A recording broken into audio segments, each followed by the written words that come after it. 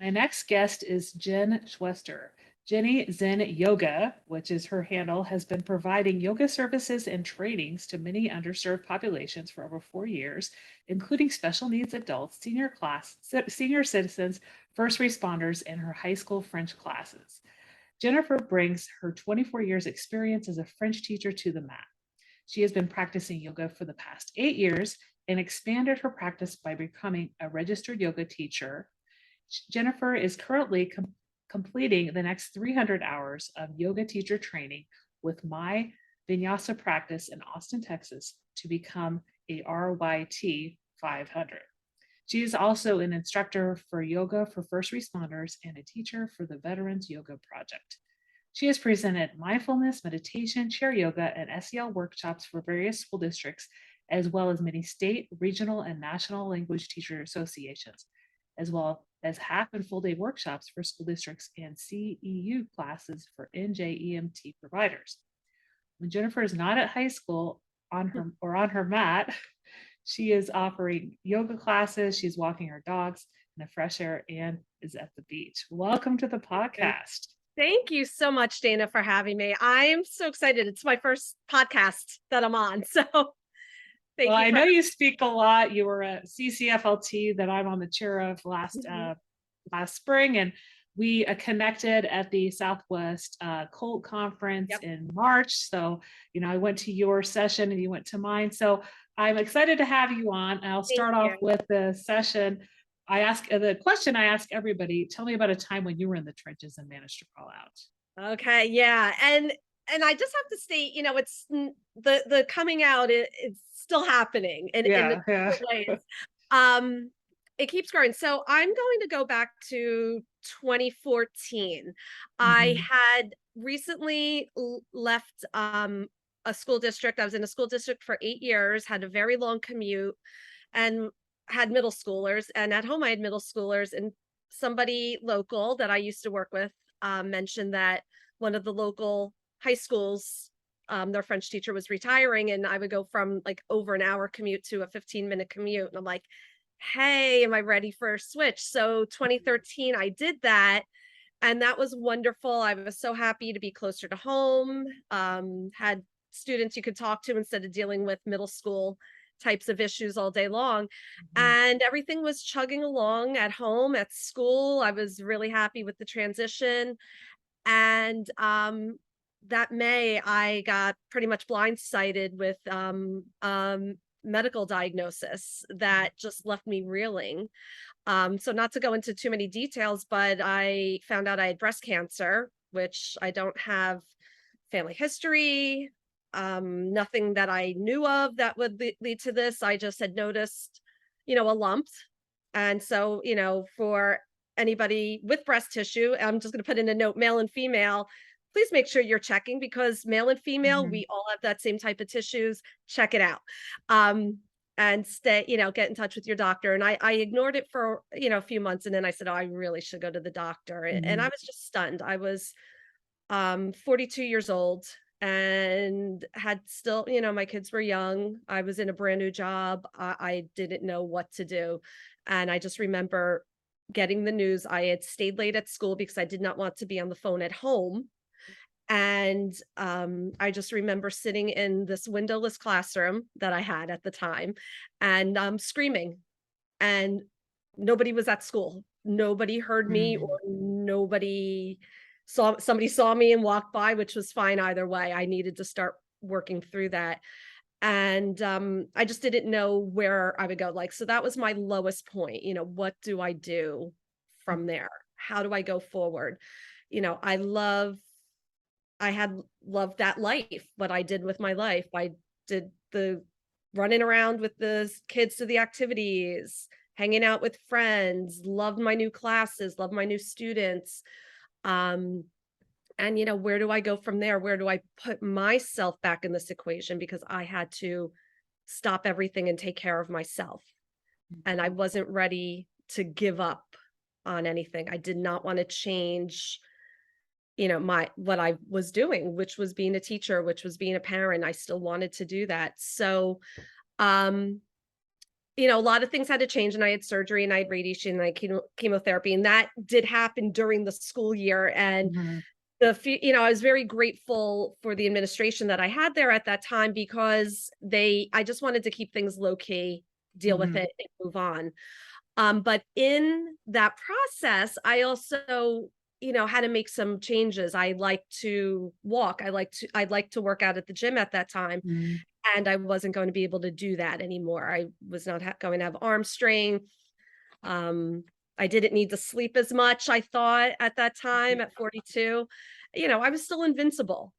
Yeah. And I learned very quickly that I wasn't. I am human like everybody else, and I had to put myself first.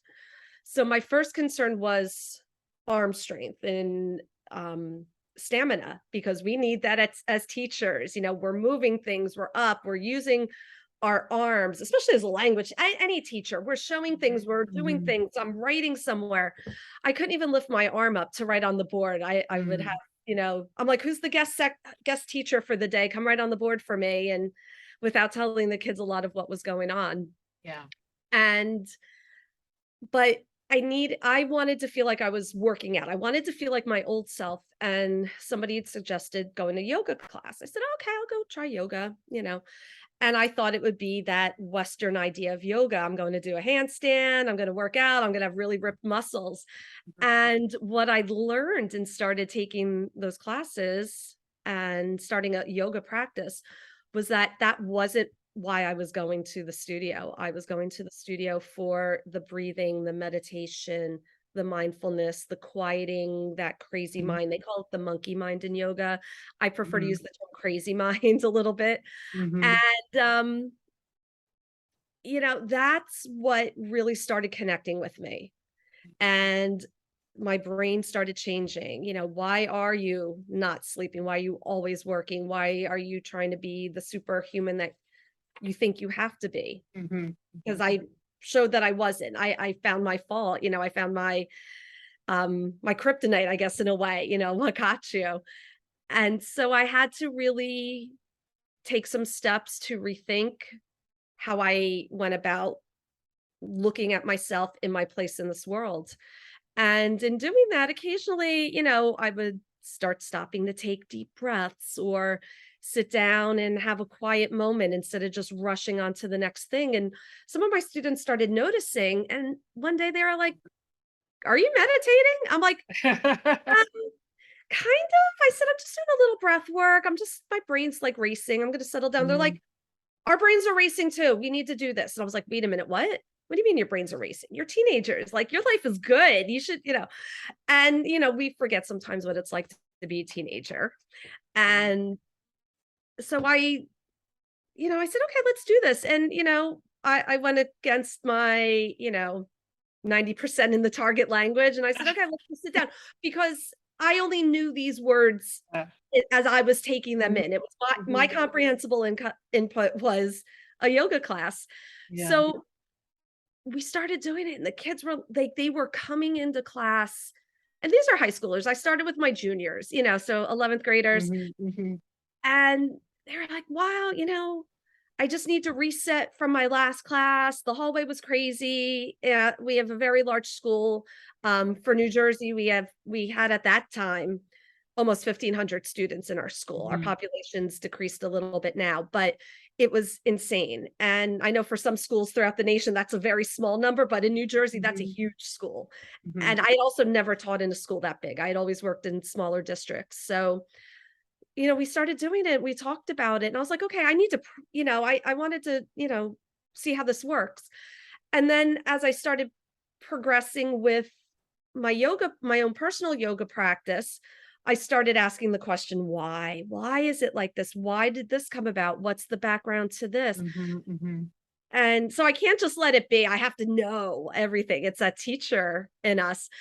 And so there was an opportunity to study to become a registered yoga teacher. I'm like, all right, let me do this. And during this time, I've already had 4 years of yoga practice. I'd been through all of my cancer treatment, just Mhm. doing my checkups every, 3, 6, 9 months, whatever I was at that point. And I was feeling good again. I wasn't as super strong as I had wanted to be, but my head I felt was in a better place. I said, "Oh, maybe I'll try this and I can share with other people going through their cancer treatment, their journey, any survivors." And I wanted to give back to that community. So I did the class. I should have gone for my master's. It was a lot of work, and I think frustrating as a teacher, who went through teacher training programs at the college level, to go through a different type of teacher training program. When in my brain, I'm like, this is a much better way to present this question or talk about this. And we're going over the homework. What did you get for number one? And I'm like, I would bite my tongue. Yeah, you have that Yeah, teacher mind. and I had to like step back, like, oh, wait, that's not my role anymore at this point. And so, went through it. I thought it was a great experience. So happy I did it. But during that time, the current students were still, curious. They're like, are we breathing? Are we doing this? And they talk to each other. So my new students would come in every year. Hey, I heard we're gonna meditate. Let's meditate. I Yeah, said, well, are we meditating for the sake of meditation, or are we doing it for the sake of trying to get out of something? And let's put our yeah, minds in a good spot. And I'm happy to do that. So I started practicing just my regular, what I was learning how to do. How do you teach yoga? Mm. How do you break that up? And just like when I was first teaching, student teaching, had it writing out that script again. yeah, Oh my goodness, it was so hard to go back into those steps when now I just go in the class and I know in my brain just kind of automatically does what it knows it needs to do. And to mhm, start from mhm. that beginning again. So it gave me another new perspective of being that new learner, new teacher. Um, and I just saw how much the kids needed it. So that was like my turning point. They came in asking, can we do yoga, or can we breathe, or can we just sit and be mindful for a few minutes? And not to get out of doing anything was that, their lives were very stressful and even more challenging than our own teenage years because of social media and the pressures of those phones and having them, and what they're expected to do now. You have to be that all around person. That's a challenging thing to do because we might not know what all of our little things are at between 14 and 18. I mean, I'm 50 and I'm just starting to figure all of this out. So that was my out of the trenches. So what's come in the past 8 years is that I really haven't been sharing any yoga with any cancer survivor groups or anything. At whatever time that was, I wasn't making those right connections, and that's okay. I'm a true believer that things develop for reasons, and I started noticing how I was using it in the classroom. And at that same time, so now we're getting to about 2018, my school district was trying to start bringing in more social emotional learning types of activities. How do we connect better with our students and make those lasting connections? And all of the activities and the overall, I don't want to say complaint, that's not a good word to use all the time, but concern was that we're taking away from our class time. And I'm thinking in my head, I'm like, are we really, excuse me, are we really taking away from class time? Mhm, Or mhm. are we making this be helpful? And I'm like, I can do this stuff in my target language. And if I can do it in my target language, so can everybody else. So over the next 4 years, since 2018, that's been evolving. How do we bring mindfulness, meditation, yoga, social emotional learning into our classrooms? And then how does that help our students with encouraging proficiency? Mhm, And so that's mhm. been constantly in develop. I'm sorry, I have to cough again. You want to pause it? That's okay. So over the past 4 years, I've been trying to figure out ways to bring mindfulness, meditation, yoga, more social emotional learning into our world language classrooms, and using those as tools, not only as those initial tools, but also to help our students lower those affective filters, which it will do, and encourage more proficiency and make those great connections and safe spaces for students. So what I love about the story is that it just all tied into my being in the trenches and how I've been coming out of the trench Mhm, mhm, is just very, I like the fact that it's very organic, just how things develop. And if something works, that's great. And if something's not working, I'm going to rethink it and see what else pops up. I'm not trying to force it. I don't have my students come into my classroom and we start meditating and oming and doing any of that stuff. But how has it developed? How do I've learned, and I'm not the be all and end all expert of this, but what I share when I go out to present to the different world language associations and um, even NJEA, so our educational association in New Jersey and various other places and all my other groups, mhm, how do I make share what I've learned and give them those examples that yes, you could do this too without having to do all of that background. You mhm, don't have to be a yoga teacher to bring mindfulness and some yogic movement into your classroom, mhm, but it's good to have somebody who's had that background that can help lead you into those right places, because we do always want to be safe and not hurt ourselves or hurt other people. And that's also something we have to keep in the back of our minds. So again, coming into those safe places. So I'm still moving on from this. mhm, Uh, mhm, you know, I I started doing it as a way to deal with what was going on with my own self. And mhm, I mhm, realized that reg- it doesn't matter what issue is happening, what is holding you back, you're going through your situation. This is going to help everybody. And mhm, some mhm, people are very receptive and some people are not. And that's okay too. mhm, And one of the Flenge conferences, the New Jersey Language Educators Group, one of their workshops one year was about, planting the seeds. And we do mhm, plant those seeds. We mhm, don't know when those seeds are going to bloom in our students. mhm, And so when I do any type of mindfulness meditation, I do it very trauma specific in my classroom. Um, Either the doors, open a tiny bit depending on who's in the classroom. We don't mhm, fully close the doors. I don't have windows in this classroom either, my new one. mhm, So I mhm, do like to have my door open. Students do not have to close their eyes. They do not have to do any movement that does not resound with them. It's always an option. This is a mhm, mhm, suggestion. If you'd like to join in, please feel free. If you do not want to, that is okay. It's the one time they really truly get a choice. Do I have to do this or not? There's no grades mhm, on it. And, my caveat is please don't be disruptive to the people who are participating in this. And I don't keep it super long, you know, mhm, quick little bits of it spread out sporadically through lessons and mhm, reading the crowd. When do you need to take a deep breath? When do you need to get up and move? Have we been sitting too long? mhm, And it's really interesting because again, we are teachers, we are lifelong learners, and how do we keep learning? And there's a lot to learn out there. There's so mhm, much. And mhm, that's, I love going to conferences, not just in the Northeast region, but throughout the US now and Puerto Rico and Canada. But, meeting up with teachers I would have never had the opportunities to connect with. mhm, And knowing that, we all have different stories and why we're coming into different workshops, why we come to them. And hopefully there's always something in my workshop that a teacher can take away, whether it's personal for them mhm, or mhm, and/or to share with their students.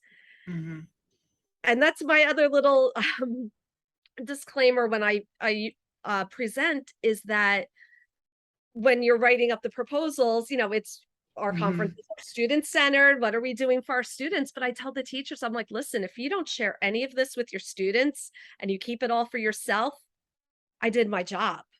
yeah, Because, and then yeah, that's going into the other thing. If we're not taking care of ourselves, how yeah, are we going to keep doing what we've been doing? yeah, And, again, and then in these past 4 years, I got to a part where I felt really secure, and then let's have the pandemic happen and coming back Mm-hmm. from that now. And, what else is going to happen? Now we're getting monkeypox this year. Like I just, I'm Mm-hmm. looking towards Mm-hmm. September because in the Northeast, we started in after Labor Day, and my goodness, what is this year going to bring? And can we Yeah. take a break? Yeah. So hopefully with what I'm still doing and trying out new stuff in my classroom, those breaks will help the students and help me and help my coworkers into Mhm. just keeping a calm and a sane and a safe environment. Yeah, yeah, and like you mentioned, it's helped you through the pandemic. It helps you with unpredictability, like you mentioned, with That's the the perfect upcoming school year. yeah, And also, you talked in the pre-chat a little bit about just the low prep ideas of weaving yoga into the classroom. Um, Kind of talk to me a little bit about how it might look in a typical lesson when you're teaching okay, content and then go into the meditation or yoga practice. perfect. Yep, I would love to do that. And yeah, this is truly like seriously low to no prep at all. Mm-hmm. I'm a firm believer of the environment that you walk into. So, as I said earlier, my school is very large. I don't know Mm-hmm. what's going on in the hallways. So, it Mm-hmm. can be chaos as some groups are walking into my room, or someone already had an issue in the hallway, the stairwell, who knows what happened. So, I'm at the door, I'm reading that crowd, can Yeah. they look me in the eye today or not? And the lights are low, depending on how I'm feeling, I'll have some music playing. I cue it into francophone artists, trying to introduce them to a Mm-hmm. variety of groups, people, and sounds. And, Mm-hmm. if I have something really very energetic playing and they're coming in and they're like, oh, madam, this is too much. I'll sneak right back in and fix it and put on something calming, and Yeah. vice versa. If they're coming in and everyone's quiet and really down and not really talking, I'm going to put something energetic on. I usually Mhm. turn off about half of the lights. I love bright lights and spaces. I love sunshine. I love the Mhm. beach. And having no windows really makes me sad. And I have my little sun Mhm. lamps to give me, that fake light. But I do keep some of them low because for some of them coming in, that's too much stimulation. Mhm. And Mhm. let's, bring this down a little bit. So just the environment, the greeting them at the door. And Mhm. even before we get started, I'll just come in. I'm like, and in the target language, inhale and Mhm. exhale. In French, Mhm. inspirez par le nez, expirez par le nez. They can do Mhm. it. They don't have to. We've talked about that since day one. And Mhm. but sometimes it's nice to have that reminder and to set the tone, reminding them we're in a new space. It's a new period. It's a fresh start. Mhm. And, depending on what happened to them the night before, earlier in that day, they're bringing all of that with them. But when they come into each space, we need those reminders that it's a fresh start. If yesterday wasn't your best day, today we have a fresh start. And Mhm. to Mhm. specifically tell them that. So that I'll even start class with, and to start off with a game or a speaking activity or Mhm. something that's very low key. We're not being graded, we're not being assessed. We're just trying to switch our brains over to French because this might Mhm. be the only time during the day that they're hearing any of the language and trying to use it. Mhm. Mhm. So just getting them into a task right away. I know I have colleagues, they're like, "Oh, I give them 5 or 10 minutes on their phones to transition." And when I get them in, and I'm like, "That's you?" Yeah, yeah. You? Not Um, me either. I Yeah. well, we're trying to get off of the phones, and I get it, and I get some of the kids are attached to that, and that is a whole 'nother thing, but getting them instantly on task of Mhm. something that has to be done and something that's engaging to hopefully put that phone away, get off of it, leave some of whatever that issue was outside of the door and start to refocus. Mhm. Mhm. So, is it smooth all the time? Absolutely not, but it also, by having an activity set up for them in their groups, and as we progress through the semester, they know the routine. We do, even though the activities might vary every day, it's still the routine. And so that consistency helps too, because the ones that are everything's good, you can get on task. And if I see anyone that needs a quick check-in with, I can speak with them, take a quick trip to the hallway for a second, and help to get everybody on that page that we need for the first couple of minutes of class. So it looks very active and chaotic sometimes, but it's actually kind of, getting everyone settled and making sure they're all in that spot to be open for some learning and to take some French in. So that's some low prep ways. When I see that and the breathing is the essence of yoga. So, when we think of yoga in the West, we're doing all these fabulous tree poses on the mountain. My leg is behind my head. I'm so flexible. And, the sun setting. And that's our viewpoint of it. The Eastern view of yoga is matching the breath with your movement, which will help to control that monkey mind or that crazy mind to help settle it. So the breath work is truly the essence of yoga. If you take a deep inhale and an exhale through your nose, and you're paying attention to it, you can go out and tell everyone you did yoga today. Awesome. Yeah. And you did. That is yoga. And so stopping and having them do that, having them notice, do a grounding exercise. Notice where your feet are at the moment. Notice where your seat is. And then, you can do that in target languages. We do pied derrière. And we always laugh. Oh, she said derrière. It's like, oh my goodness, really? At this point, yeah. We're in high school still. I'm like, what are we talking about? We're talking about our butts. Like, come on. But they get used to those little pauses and those routines, and it does remind them to take the moment. And what I've noticed as when we do that, and I notice as the semester comes on, perhaps you give them a task to do, and I'll see them just put their hands down and go, and take that deep breath on their own. And I can see they're realizing this is how I can reset my brain. And this is an amazing life skill. They don't need to take all this French with them, but that they can reset themselves and get focused on the task at hand, and what they need to do will carry them through the rest of their lives. So that is, a lot of the low prep. That's really the no prep. Also, the belly breath is another one. Sometimes we'll stop and do a specific belly breath. And with a yogic belly breath on that inhale, and I'm going to just turn my camera down a little bit, that your belly should push out. It's the opposite of exercise breath. And on the exhale, that belly button should come back to your spine. So sometimes we'll talk about food babies, depending on what we're doing in class. Sometimes I just say, if you're comfortable to put your hands on your belly, because not everybody is. And if they're not, just imagine that belly pushing out. And on your inhale, feel it pulling back in. And what the belly breath specifically does is it starts to massage the vagus nerve, and which is the longest cranial nerve in our body, starts at the back of our skull, divvies up around the shoulders, comes back, touches along our spinal cord and our internal this area, abdominal, organs. Torso was the word I was looking for.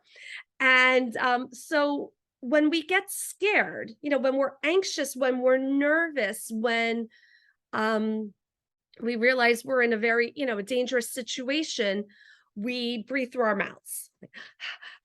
Because that's telling our brain something bad's happening, something scary. We're getting ready for an adrenaline dump to give us that energy to escape.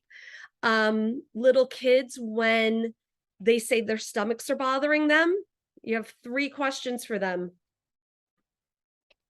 Are you hungry? Do you have to use the restroom? Or what's wrong? Because they're holding that tension in their belly. Or if you get nervous and you feel like you have to throw up, or you need to run to the bathroom for other reasons very quickly, that's the other reason, because that vagus nerve is clenched tight and telling our brains something good is not happening. So by doing a belly breath, we start to massage the vagus nerve, telling it everything's okay, sends the message to the brain, and the brain starts to settle down. So a belly breath is another completely low prep way to get students to um, help to settle down and to self-regulate a little bit. And I talk about the science behind it because, there's always ones that like, oh, why are we doing this woo-woo yoga stuff? That's crunchy granola, madam. And I'm like, there's actual science behind it, even though my explanation is truly unscientific, but there is science behind it too. Even though these techniques have existed for millennia, we do now know that there is also that proof that explains why this has worked for so long. They knew it worked. Now we really know why. So that's some of the low prep, the no prep ways. Low prep ways, doing various yoga poses. They could be in their chair, Mhm. and we can do a seated mountain, and Mhm. so switching that into the target language. And just sitting there, noticing your feet, noticing your back, Mhm. identifying Mhm. those body parts in the target language, getting up, doing a tree pose, a down dog. And you also have Mhm. to take into consideration, what are your students wearing? Yeah, yeah. Where are you located in the room? So sometimes the chair yoga or just standing poses are really good. Mhm. Mhm. Grounding, try to grow your tree up, find something to focus on for a minute Mhm. because it's Mhm. going to put all those other thoughts aside. And other things that I've brought in is Zentangles, Mhm. origami. Trying to think of what else. Oh Yeah, my goodness. you I gave me wrote a this. lot of Yeah, links. I'll post yes, those I in the put a show lot of notes. those Yeah. links in there. So yeah, Zentangle is a trademark meditation, but also involving art. And our students need art. They need to hold pens, pencils, crayons, markers again, also, Mhm. after being on their devices for so Mhm. long. Mhm. So Mhm. the link will be in the show notes, I hope. And I cannot take credit for creating it, but I simplify the instructions and do that in the target language. Simple origami, just giving the simple instructions of Mhm. folding paper. You have to put that Mhm. focus on it. Mhm. Mhm. Um, Older students can create the directions in written or spoken form and use them with your lower level classes also, or have them directly work together, giving those instructions. So they're seeing that language is not just to travel, but we're getting our meaning across. We can express we're telling people what to do in a kind way, and Mhm. that they're Mhm. able to understand us, which I think is just a huge pat on the back and a confidence booster for our upper level students, especially when they're not heritage speakers of that language, Mhm. or Mhm. Mhm. this is only really their second language. Ooh, somebody does understand me. That's great. The adult coloring books or another way. Sometimes I'll find ones that are slightly culturally Mhm. appropriate for my classes. There's an Eiffel Tower, and I leave them sometimes for sub work Mhm. because maybe they won't do the classwork I left, but they'll sit there and color. Mhm. Okay, well, they're focused, they're coloring, their breathing will start to self-regulate. Mhm. So it is a meditation in that sense. And when they come back, I'll have all these wonderful pictures left for me. So I'll say, hey, I start handing out papers to everyone. And then Madam, this isn't my paper. I know. Just go with it Mhm. for a minute. Mhm. I'm just Mhm. being myself. Go with it. Work with me. And Mhm. then we have to describe these papers to each other. We have to ask each Mhm. other questions. Maybe I have one that has pastries on it. My first pastry is yellow. What color is yours? And then, as they get older and they start to realize, like, oh, you tricked us.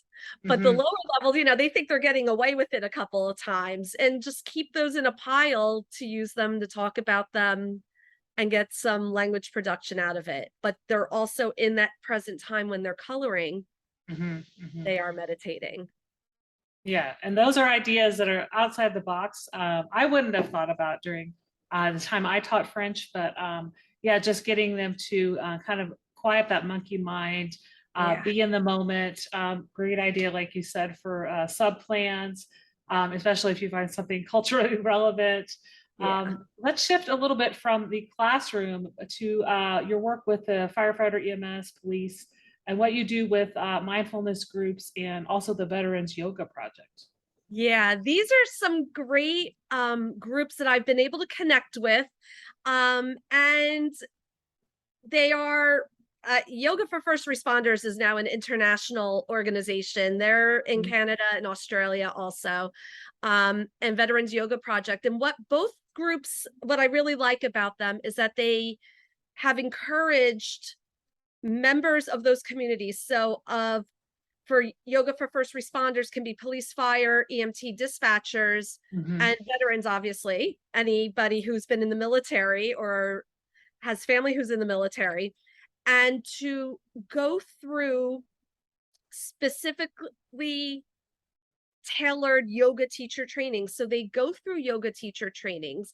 Some of them become registered yoga teachers, some of them, there's different levels, but the both groups, their vocabulary and movement is, trauma based and mhm, specific to the job practices mhm, mhm, or dealing with issues from veterans. So that's what I really love with it. So when I do work for Yoga for First Responders, I'm not using any Sanskrit. I'm not using mhm, the original language that yoga is in. If I'm talking about a mountain pose, I might be saying I'm in a mountain pose or I'm mhm, grounding my feet. And what I loved about it is that it makes yoga and the yoga ideas accessible to everybody. mhm, mhm, When I mean everybody, any age, any body shape, any mindset of where you want to be. So, because yoga can sometimes be intimidating. mhm, Yoga mhm, studios can be intimidating, and that's not. I'm not trying to say that that's not they're a bad place. They're absolutely not.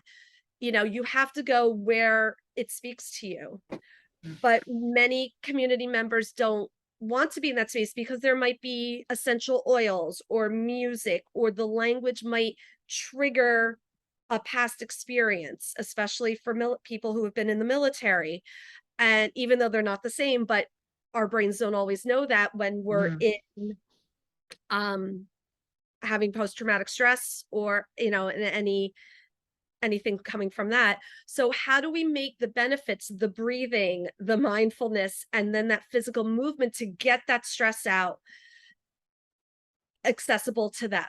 So mhm, I've been through specific trainings with both of those groups, and I use that reaching out to other groups in New Jersey.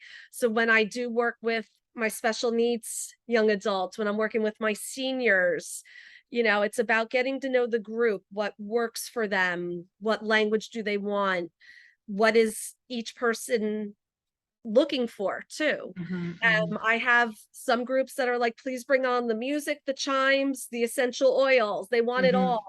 And there mhm. are some groups that are like, we just want to work out.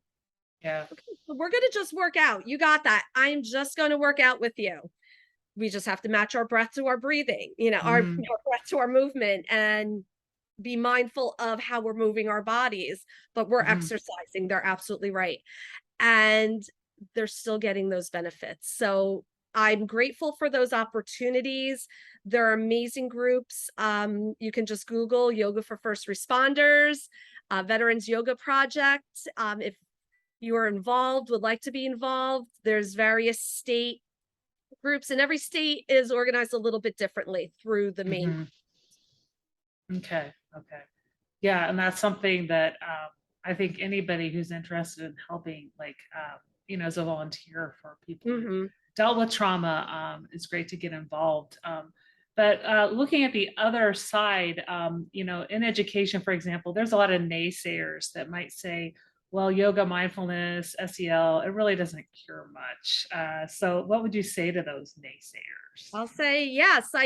You are correct in that statement. They do not cure anything. SEL is Mhm, not a cure. Mindfulness, meditation, and yoga are not cures. However, they're for SEL. I'll start with SEL in the classroom first mhm, because I going through different trainings through work and through my own explorations, some teachers are like, yes, we need to connect with our students. And some teachers say, I already do that, or this is working with my students. mhm, That's awesome. I'm not going to say no, you're incorrect, mhm, but I have found since I've changed up my activities that one of the examples that I use in some of my presentations is that, we talk about maybe what activities we did over the weekend. mhm, Well, I mhm, stopped asking the weekend question because, first of all, not everybody has a great weekend. mhm, Some of mhm, our students come to school because that is the safer space to be in, mhm, right? The ones that are never absent. mhm. And so maybe, their weekend was not a great experience. So who would want to talk about that? And why should they have to lie? Yeah. Right? We should be honest. So instead of that, just talking about activities. And I pull my students throughout the semester, what activities do you do personally? Because I'm not going to talk about certain activities if nobody's doing them. Mhm, When I think of a vocabulary list in a book, we don't do those activities. mhm, So I mhm, need to know what activities are my students doing, because none of my textbooks that I've ever even, looked at for just a vocab list have had karate in it. But I have so many students who practice different martial arts. mhm, So those are activities you want them to be able to talk about. And then going back to the weekend question, instead of, what did you do over the weekend?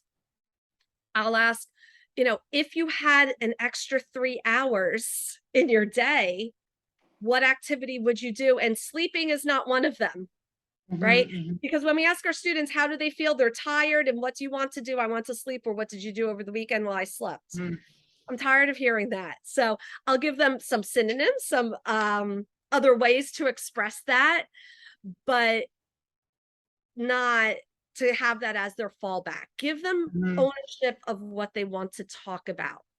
Give mhm, them that mhm, vocabulary. And it's the same, with nationalities. If you look in a French textbook, you're going to have American, French, Italian, English, Canada. Maybe you get Quebec, maybe not.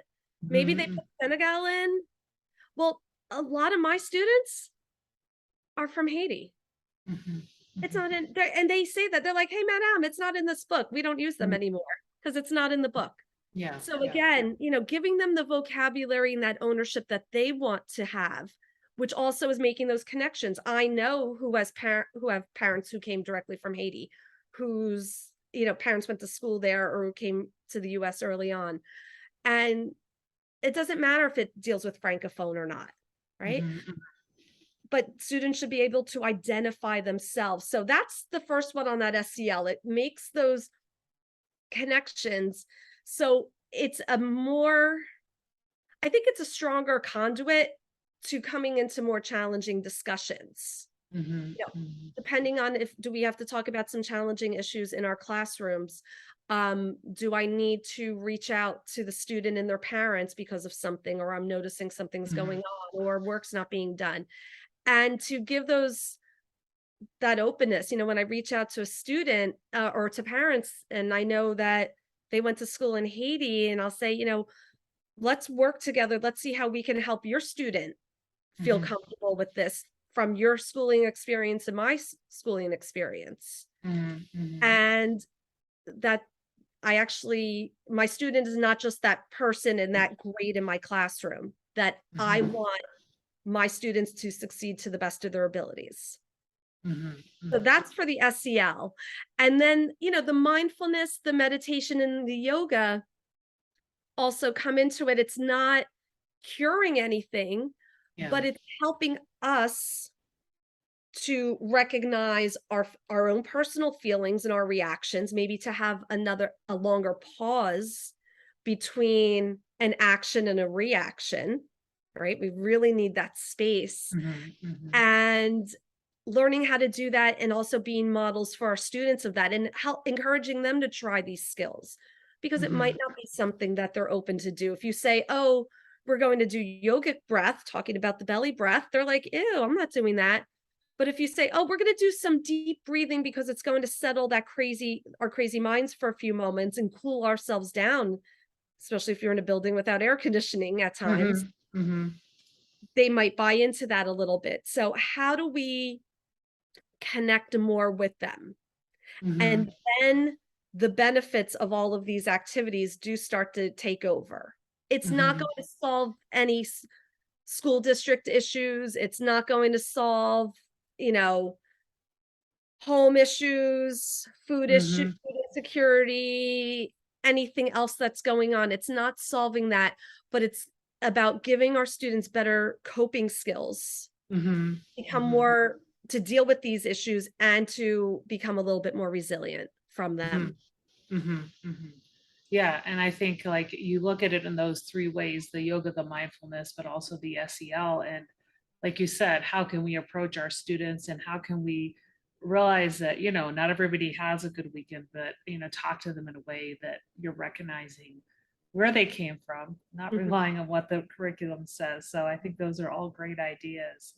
I wanted to talk to you a little bit about your professional speaking coming up. So you Okay. have the Kentucky World Language Association conference September 23rd and 24th, and the Foreign Language Association of Virginia conference on October 6th through 8th.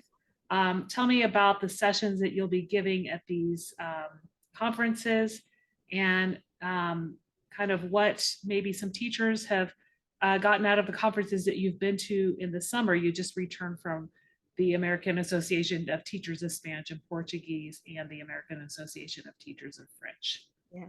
So for my upcoming sessions in Kentucky, Virginia, and also when I was in San Juan and New Orleans with AATSP and AATF, I did present for all of those about encouraging proficiency through SEL and mindfulness activities.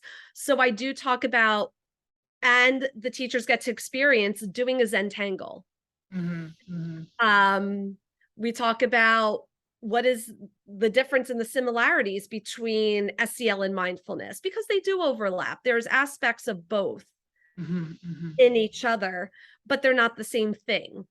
Yeah. And what can some of the benefits be? And again, some low prep and easy ways. How do we reach out with SEL type of questions, have these conversations with our students, and I give them very low prep, quick ways to reach out to the students. We use a lot of emojis for Mm-hmm, many different levels, but also how to get interpretive reading out of some infographics that have emojis. So there's so much out there. So I'm sharing just a smidgen, I feel, mm-hmm. of what's out there. And again, Yeah. what I find that it has worked with me. Also at AATF, I presented on bringing more mindfulness compassion into the classroom.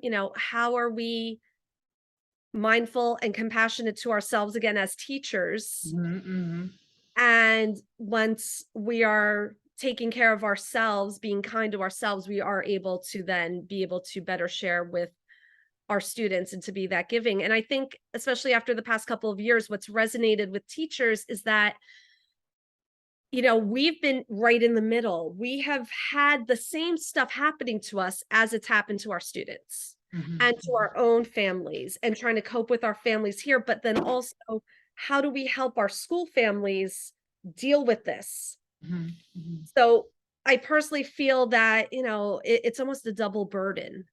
So, we do need to remind ourselves that it's okay to have these feelings, that it's okay to acknowledge the feelings, that we might not feel like that rock star teacher every day, and that's okay.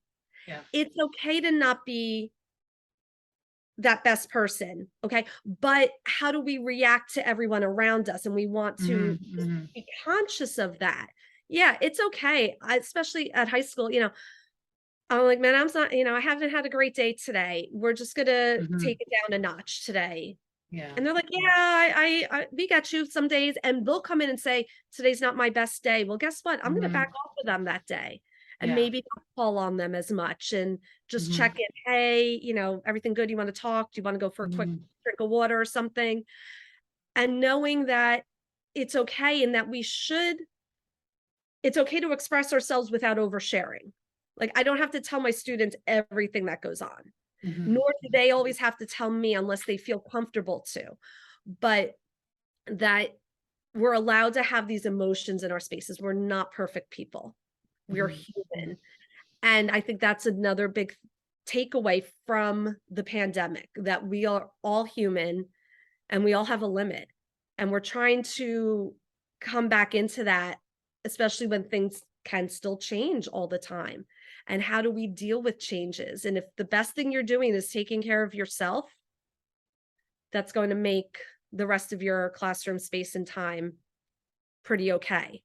Yeah, yeah. And it really, it flows from the teacher's attitude to how the students are experiencing the classroom. So that's the Right. most important thing, is to find out how to serve your needs before you try to teach a lesson. And you really want to tap into that. So I will post a link to those conferences that are coming up That'd in be the show great. Thank notes if you. there's any listeners that are going to those. You keep Come pretty say busy. hi, please. Yes. So we've had a great conversation around weaving yoga into the French classroom, yoga for first responders and for veterans, and just how to connect with our kids. Out of everything we talked about on the podcast, what's one thing you'd like listeners to remember? Number one, do that belly breath. That belly Mhm. breath will serve you many times. You can be standing, sitting, laying down. Do that. Do it in your car. Do it before you go into work. Do it from going to work back into the house. Yeah. Let them know, like, don't come to my car. I'm doing some belly breaths. I need it today. And the other thing is, talking about, serving ourselves first before we're able to serve others is, just like they say on the airplanes, put your oxygen mask on first. Yeah. So, coming to any sessions, although we're talking about what to do in our classrooms, I do hope that teachers are always able to find something for themselves out of it, and to Mhm. take it and use it for themselves, because I I you said earlier, this is my 24th year I'm going into. I like what I do. I like what I get to do when I shut my classroom door and it's my space again without the paperwork and, all the other teacher stuff. I love teaching still, and I want to still have that passion, and I want to stay in it. I don't want to burn out yet. And Mhm. I hope that, as teachers, we don't feel that we're being forced to stay in, and that we're able to have fun in our Mhm. jobs. We got into this to share and to inspire and to plant that seed no Mhm. matter when it happens. And I hope that so many of us want to continue to do that, because we need each other. We need Mhm. these new teachers coming in, keeping us inspired and on our toes. We need new things to do. I don't want to keep doing the same old thing, because I'm going to go to sleep. Mhm. And, hopefully they want to stay in for the long haul too, because our students deserve it. Mhm. They Mhm. deserve it, and we deserve to take care of ourselves. Mhm. Mhm. Yeah, that's so well said. Where can people connect with you and find you online? Oh, online, definitely check out my webpage, www.jennyzenyoga.com, or feel free to reach out to me on any of the social medias. Jenny Zen Yoga, I'm on Facebook. Instagram, it comes out as Jenny Plage, Plage. Twitter, Jennifer Schwest, Schwes 2. Mhm. And also, feel free to email me at jennyzenyoga@gmail.com. Great, great. Well, it's been a pleasure having you on the Out of the Trenches podcast today. Thank you so Um, much, Dana. It's been great.